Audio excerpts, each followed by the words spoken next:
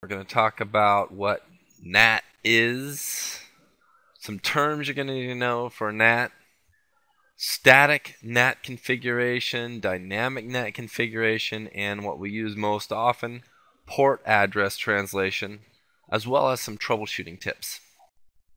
NAT allows us to eliminate some of the stress on the public addressing scheme by allowing us to use private addresses on the inside of our network. So inside of our network we can use private addresses, and when we communicate with the outside world or the public world, we can substitute the IP address, let's say, of the source machine, which might be 10.0.0.12, a private address, with the public address we've been given by our service provider.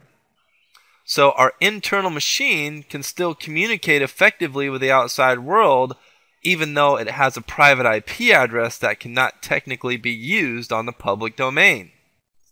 There are a few different ways we can do NAT. We can do NAT statically, where we manually map an internal IP address to an external IP address given to us by our service provider. Might be 5.44. NAT itself, or NAT technically, is taking one internal IP address and mapping it to one external IP address. So every internal machine that had a private IP address that wanted to communicate with the outside world would technically have a different external IP address that it would use when it was communicating with the outside world. So NAT itself technically translates one-to-one IP addressing. So this guy has his own public IP, this guy's got his own public IP, and they don't have to share. There's a couple different ways to do that. Statically, I can manually say, hey, computer C, when you go out to the outside world, you're going to use this IP address right here. Computer B, when you go out, you're going to use .46 address. Or I could dynamically allow NAT to take place. There's 3 L's in there. That's a Y. So I can dynamically allow NAT to take place, and what I would do is I would create an address pool, let's say .44 to .49, and I would tell these computers, A, B, or C, hey, when you're going out, grab any one of these available addresses. If 44 is taken, use 45. Next time you go out, you don't have to use 45. Use whatever is available, and that way they kind of use what's available, and you can have more than the number of machines. You have less IPs than the number of machines, as long as they're able to share. And all the machines aren't going out at one time. Now, what typically we do is we do what's called port address translation, where each machine on the internal network shares the same IP address when it goes out, and the router simply keeps track of who's asking for what based on the source port number. Like this guy might be asking for something based on port 3893, that's the source port. His source port might be 4792. This guy's source port might be 2167. So based on this source port, the router would keep track of where this computer was trying to communicate with, or what machine this computer is trying to communicate with, and what application layer service this machine is trying to access, and keep track of it. That's called port address translation. So we're going to go over each one of these different types of network address translation, as well as configuring port address translation, which is, again, typically what we use in most environments. Before we get into the configuration of static, NAT, and dynamic, and port address translation, we need to know some terms that Cisco uses to describe the different IP addresses. The first one is inside local. What does that mean? Inside down here, if we look, means a machine behind the NAT. So inside is referring to one of these machines, like PC1 or PC2. That is an inside machine. And local means the IP address that represents this machine inside of the network. So 10.0.0.99 might be this guy's IP address that's actually assigned to this machine. This would be considered the inside local IP address. Inside global would be, again, inside referring to the machine inside, so PC1, but global would be the IP address the machine uses when it goes out. So if we're using static NAT, one-to-one mapping, so when this machine goes out, he uses the IP address 200.1.1.2, so that 200.1.1.2 again represents this machine in the global arena, meaning outside the local network. This would be considered PC1's inside global address. Outside refers to a machine outside. So maybe there's a web server out here, you're hitting it at port 80. The IP address is 2.9.8.63.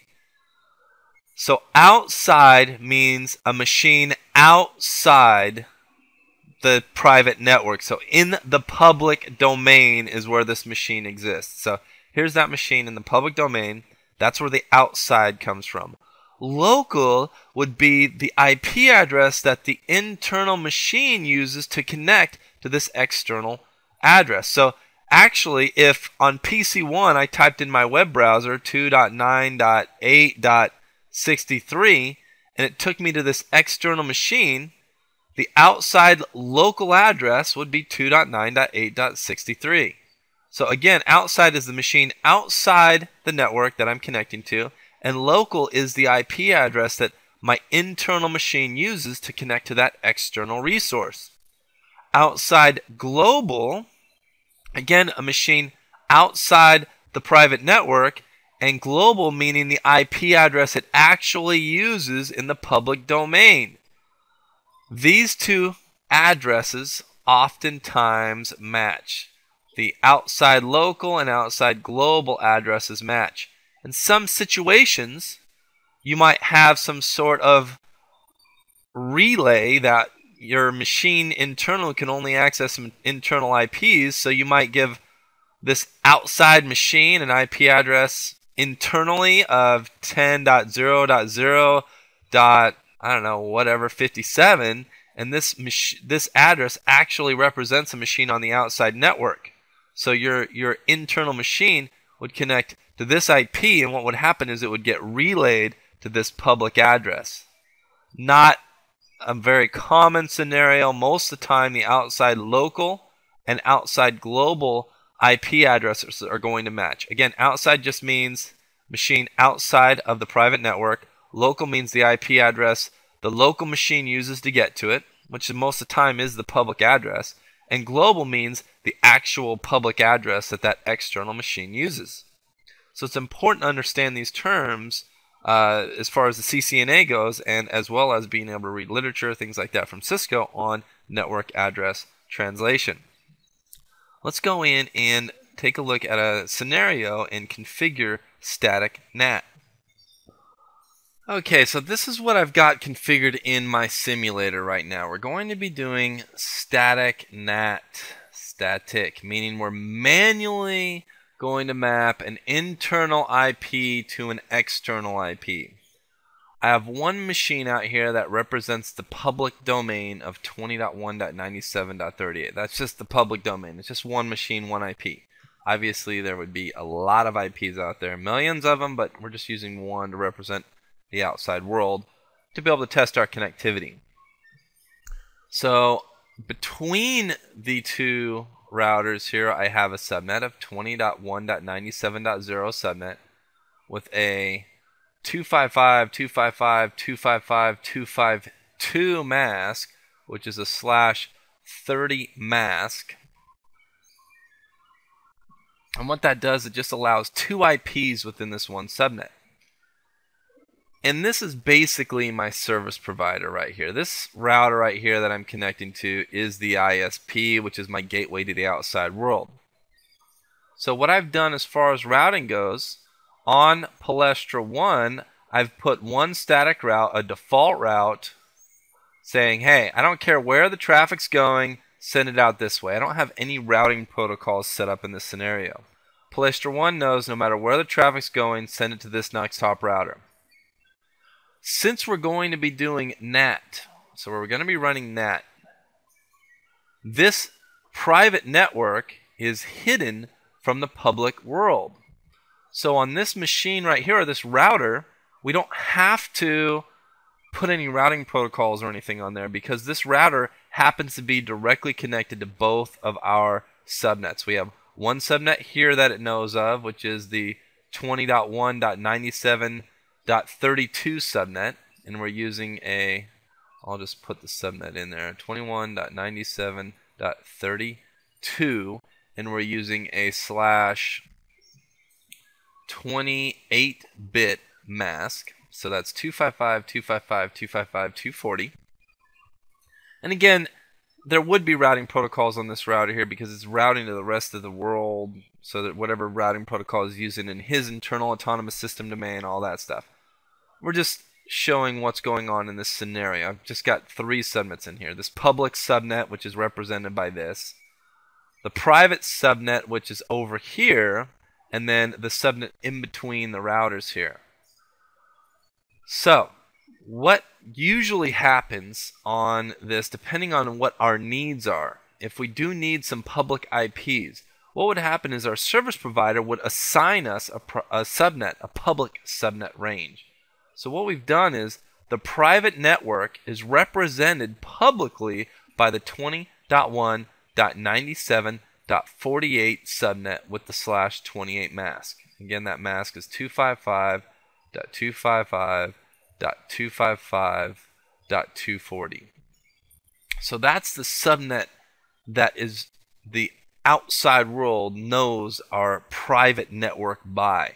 Internally, though, we just have a bunch of private addresses. We could use millions of internal private addresses, all represented by this one subnet with 14 available good addresses. Maybe we have a few public servers like a web server, an Exchange server, whatever, that needs to have a public address and cannot share that public address with a bunch of other machines.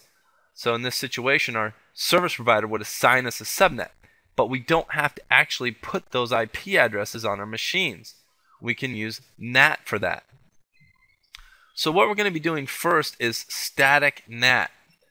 And I'm going to say, hey, this machine right here, 10.0.0.11, is going to be using the IP address of 200 or 20, so 10.11 will be using the public IP address of 20.1.97.49 when it goes out to the public world. So the router here will strip off this as the source address and put that as the source address.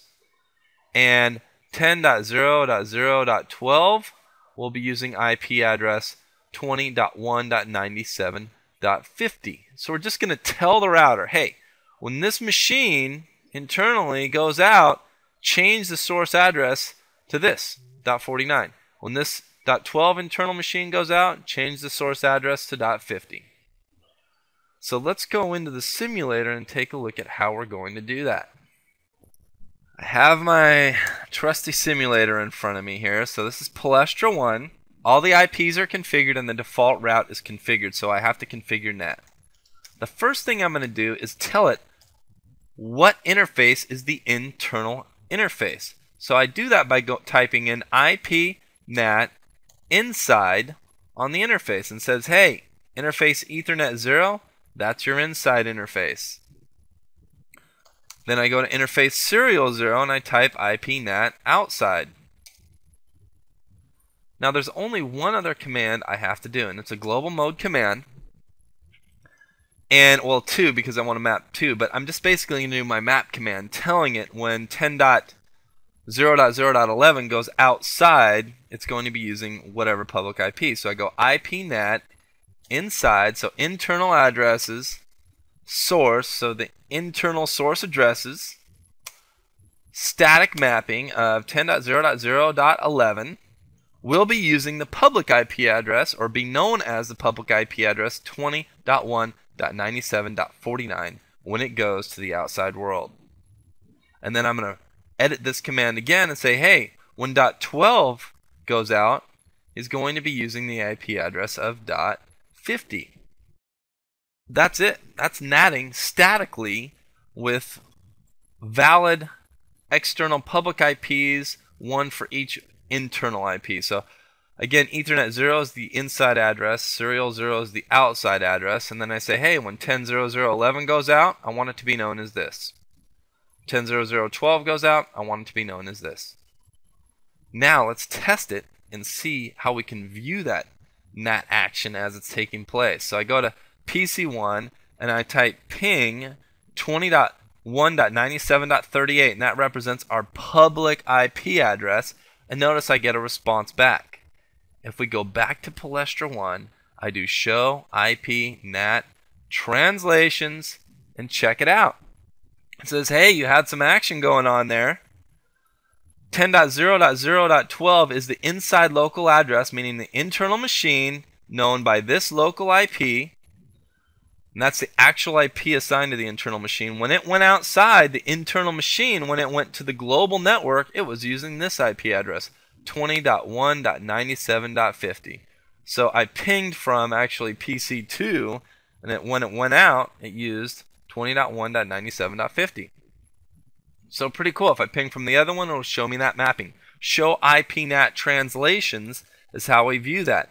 And eventually it times out, so this mapping won't be in there anymore. But again, this allows me to go in and troubleshoot. I can use the show by IP NAT translations to make sure things are translating. Let's go in and take a look at dynamic NAT configuration. So just to reiterate, static, IP NAT inside, IP NAT out. And then all I have to do is say IP NAT inside source static 10.0.0.11. When it goes out, I want it to be known as this. 10.0.0.12. When it goes to the public network, it will be known as this. So that's static NAT.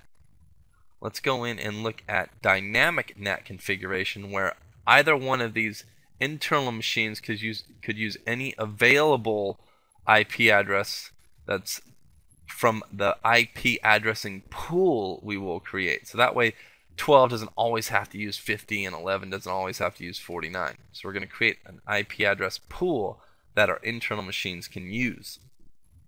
Alright, back to our diagram, and this time we're going to be running dynamic NAT, meaning we don't manually map an internal IP to an external IP.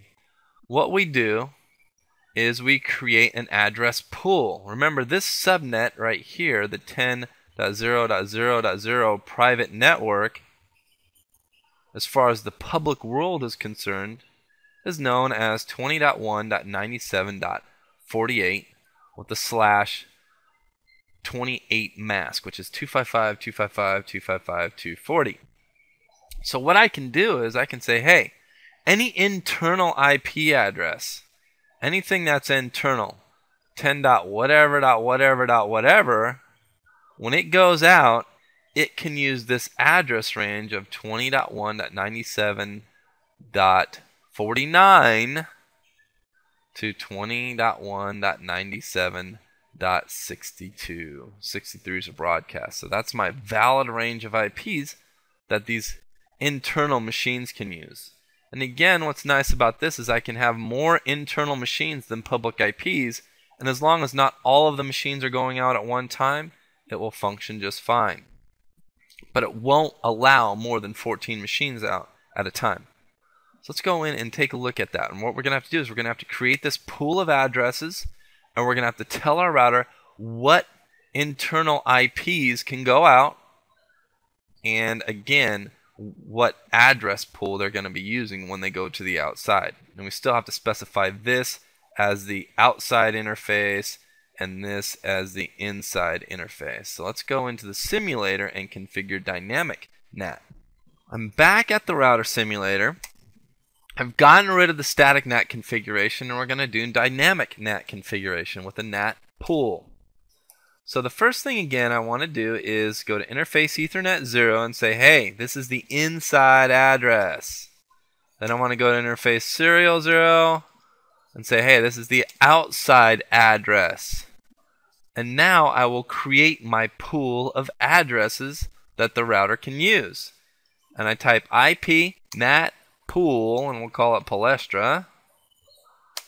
And then I say the first IP address in the pool is going to be 20.1.97.49.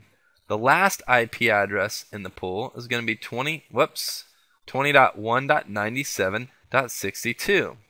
The network mask, net mask command is going to be 255.255.255.240. So that's the pool of addresses that I've created. Next thing I want to do is I want to say, hey, IP NAT inside, and what I'm doing is I'm saying the internal addresses, or the source internal addresses that match the access list 1 will be permitted to use pool Palestra. So what it's saying here is the internal addresses that match access list 1 can use the IP addresses from the NAT pool Palestra. So that's basically mapping internal addresses to the external addresses. Again, external addresses are specified by this NAT pool, and the internal addresses are going to be specified by an access list. So at that point, we hit enter. And now all we have to do is go in and create access list 1. For more information on access lists and how it works, go to the access list video that comes along with this series. So I'm going to go access list 1. If I don't create an access list 1, it will not work. And I'm going to go, it's a permit access list 10.0.0.0 0.255.255.255. Just a little bit of info on this. Again, this is wildcard mask, and it means internal IPs that match the 10 in the first octet. That's what this 0 in the wildcard mask means. If it matches a 10 in the first octet, it's good. And the 255s mean it doesn't care what's in the last octet. So any internal address that has a 10 in the first octet will be permitted. And now I can go to my machine and test the ping and then see my IP NAT translation. I've brought up PC1 and I'm going to ping that public address 20.1.97.38. See if I get a reply. I get a reply back, so I know NAT's working. What I can do is I can go to Palestra 1 and do get in there and do a show IP NAT translations.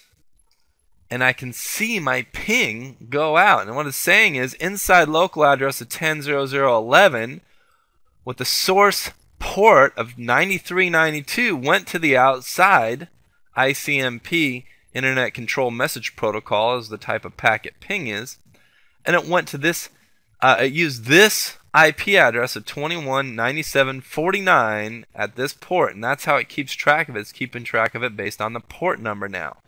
Because again, 11 isn't the only internal source machine that can use this IP address. It just uses it for a little bit of time and then gives it up back to the NAT pool where another machine can use that. So again, show IP NAT translations allows me to view that. If I look at a show run, it shows IP NAT inside, IP NAT outside, shows my pools. The simulator doubled up on my command here. But IP NAT pool Palestra shows my range of IP addresses 20.1.9749 to 62 with my net mask 255.255.255.240.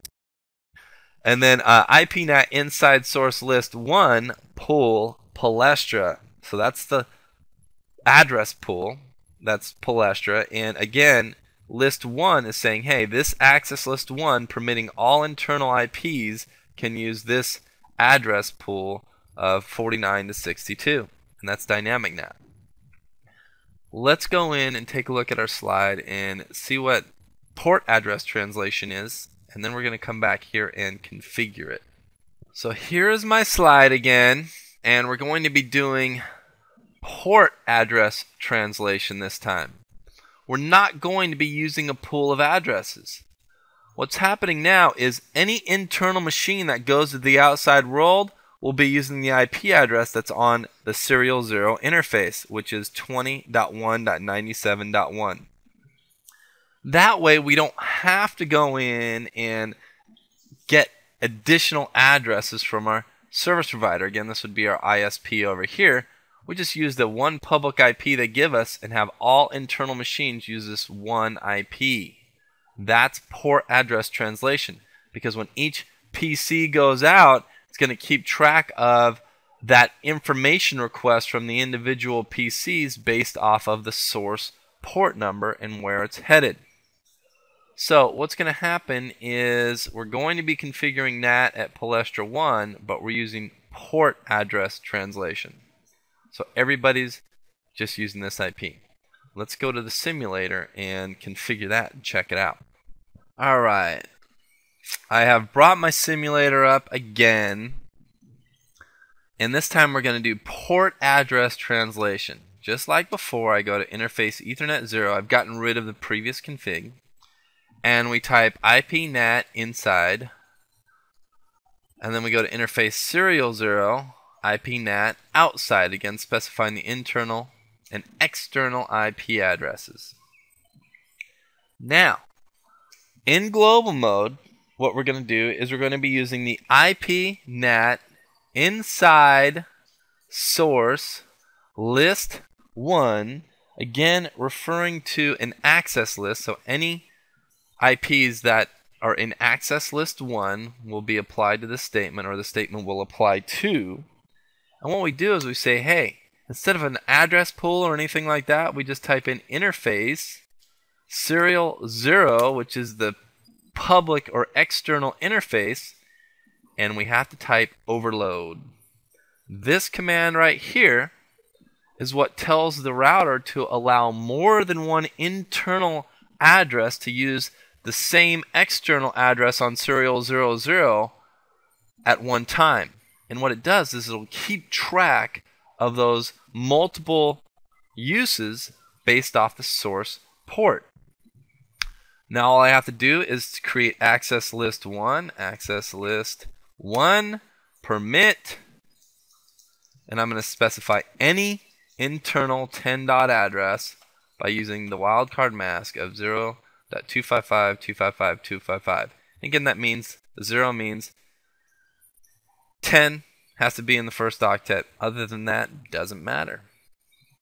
So that's all we have to do to create port address translation. Again, the keyword here is overload, meaning more than one internal address at a time can go out. So let's go in and ping from our stations, and then we'll go back and look at the IP NAT translations. I've brought up PC1 here, and we're going to try pinging 20.1.97.38. We got a ping from that. We'll check out PC2, and we'll see how that goes with the pinging of the public address. Ping 20.1.97.38. So that's again a public address. And what we can do is we can go to Palestra 1, show IP NAT translations. And we can see both different internal machines going out. 10.0.0.11 going out, 10.0.0.12 going out, but they're both using the exact same IP address. Their source ports, however, are different, or they would be a little bit more different in an actual environment. They're running the same source ports right now, but this is a randomly generated port for source ports. So the odds of them using the same source port are pretty unlikely. So when they go in, again, it shows going to the external address. Internal address goes out using this external one public address that is on the serial 0 interface for both machines are going to use it. And the router keeps track based on source port. Simulator acting a little funny, uses a lot of the same source ports for this. But again, actual environment, there's not really much of a chance for conflict there. So the router is able to keep track of who wants what. If this actually happened this way, there would be some conflict here, because the outside address at port 9396, the router wouldn't know who the heck it's going to. when the information came back if they were communicating at the same time. But again, on a real router, real NAT, all that stuff, you're not going to run into these conflicts here that you would see in the simulator. How we configured that, show run. Again, we type in IPNAT outside on serial for external, IPNAT inside for Ethernet. This is our one line to turn on port address translation, IPNAT inside source list 1, interface serial 0 overload, and then I just have to specify what IPs are permitted with access list 1. Again, list 1 refers to access list 1. Let's take a look at what we might do to troubleshoot if we can't get out. Okay, for troubleshooting, I've brought up a slide because a lot of these commands don't work on the simulator, and you can jot these commands down more easily looking at the slide. First thing, if you're troubleshooting and it's not working, NAT, do a show run, check IP addressing, check NAT configuration carefully, check the NAT statement, make sure you have the appropriate interfaces labeled as inside and outside. Look at that permitting access list if you have one. Again, I say carefully. One octet off on an IP or one misplacement of a particular component of the command, it's not going to function. If you want to view whether or not NAT translations have taken place, show IP NAT translations. You can go in and check out the NAT table. If you want to see NAT happening in real time, debug IP NAT. And what will happen is you'll turn on debug IP NAT, have an internal machine ping externally, and you'll see that NAT translation take place as the packet goes through the router. Clear IP NAT translations with an asterisk, can't forget the asterisk, that'll clear the NAT table. So if you're doing a show IP NAT translations, you can clear the NAT table first, do a couple of pings, and make sure that the information you're looking at isn't old. As well as if you have to reconfigure NAT, sometimes you have to run this command because if a mapping is in use, it won't let you go in and reconfigure your NAT statement. So sometimes you'll need to run this command to get rid of any active mappings before you can go in and reconfigure NAT. Show IP NAT statistics will also allow you to view whether or not NAT translations are taking place. Again, very helpful commands when trying to figure out if NAT's really happening, if you have connectivity, things like that. So in this video we've talked about what NAT is, the terminology inside local, inside global, static NAT configuration, dynamic NAT configuration, port address translation as well as viewing all of those translations, and some troubleshooting tips.